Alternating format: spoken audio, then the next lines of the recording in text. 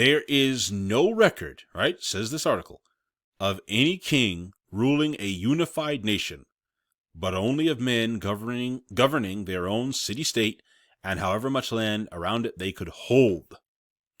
Depending on the strength of a city's ruler and that city's resources, a community would prosper or fail. By the 2nd millennium BCE, for example, Byblos was the great exporter of cedar from Mount Lebanon and of papyrus to Egypt and other nations, and was able to thrive because of an efficient government administration and ample resources.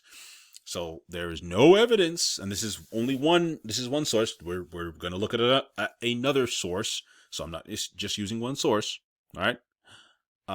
That's hey, there's no record of any king ruling in any unified fashion, just, like petty kings basically, or governors, right? Barons, if you will, running their own little city states, which makes a lot more sense when you have only a little bit of space.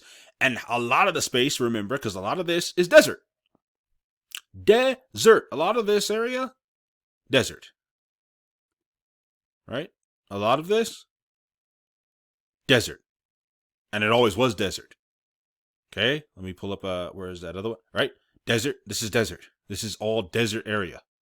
Desert from the Sinai Peninsula with the fake Mount Sinai. All this, desert. The south here, desert. It's not habitable or hospitable, I should say, land, because, you got some wandering tribes and peoples, but it's not hospitable land. Anyway, moving along. Let's go down. Again, I'll link this article in the description, in the description below.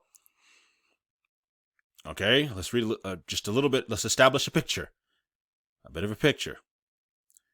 Early history. Human habitation was established in the region before 10,000 BCE, but the people led a nomadic existence with only seasonal settlements, such as the site of the later city of Jericho, so-called Jericho. Oh, and I just want to say, this source that I'm reading from, they are of the opinion that the promised land, right, the so-called true land of Canaan, is in Palestine, right, where we're told it is. I don't believe that, but this article, the writer of this article believes that.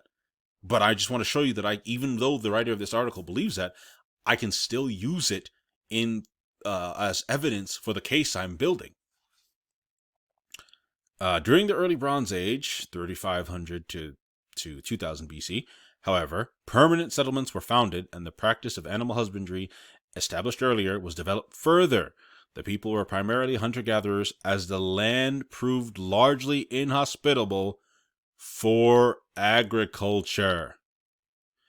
The Larousse, I might be mispronouncing that, the Larousse Encyclopedia notes how Canaan was never favored by nature for the cultivation of crops. I thought the land of Canaan was the land of milk and honey. I mean, we hear that all the time in the word. A land of milk and honey, of olive oil, fig trees, pomegranates. They went over and cut down some figs and grapes and whatnot, brought the fruit of the land, and it was so lush and huge they had to carry it between them on a stick because it was so much. It was so great, so lovely, so luscious.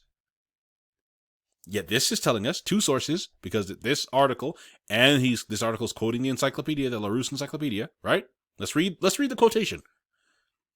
The zone of the high hills between the Jordan and the coastal plain was dry and infertile.